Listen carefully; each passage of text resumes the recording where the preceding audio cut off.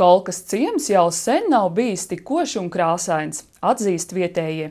Tas izdevies pateicoties Kolkas entuziastiem, kuri mazo piejūras ciematiņu izrotājuši ar ziedu laivām.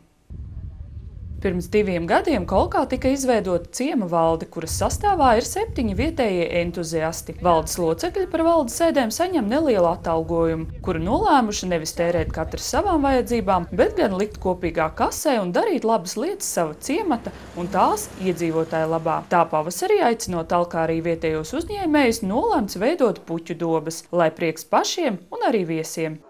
Man tāda ideja jau sen ir bijusi, ka Kolkā būtu nepieciešamas vai nu puķu dobes, vai ziedu kastes, vai kaut kas tāds tieši tādā laivu formā, kā jau zvejnieku ciemam pienākās. Un tad es to ideju pametu mūsu pārējiem valdes locekļiem.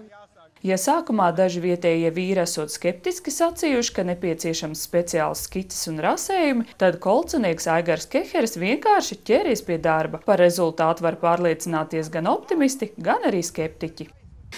Kāds tu meistars? Vajadzēja uztaisīt, uztaisīja. Izdomāja, uztaisīja.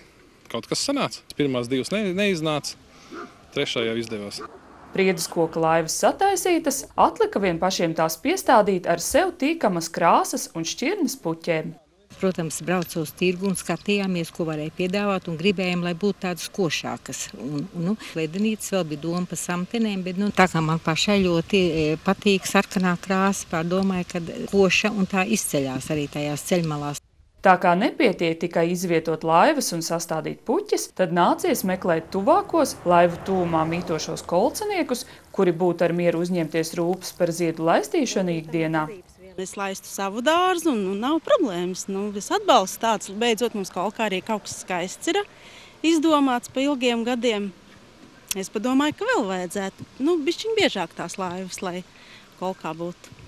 Laivu tēma ir iepatikusies arī Kolkas iedzīvotājiem. Jau tagad viens privātmājas saimnieks sev tādu pasūtījis un novietojis to savā īpašumā, lai veidotos vienots ansambls ar pārējām ciemā esošajām.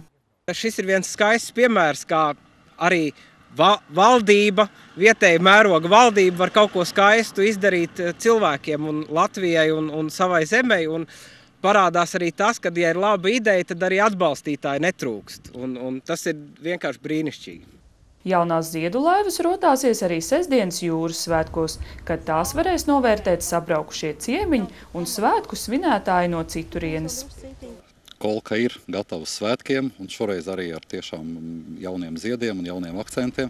Tiekamies Kolkā, kur satiekas ne tikai lielā un mazā jūra, bet arī smaržo un viļņojas ziedu laivas. Dace Mieriņa, Mārcis Šēners, Talsu televīzija.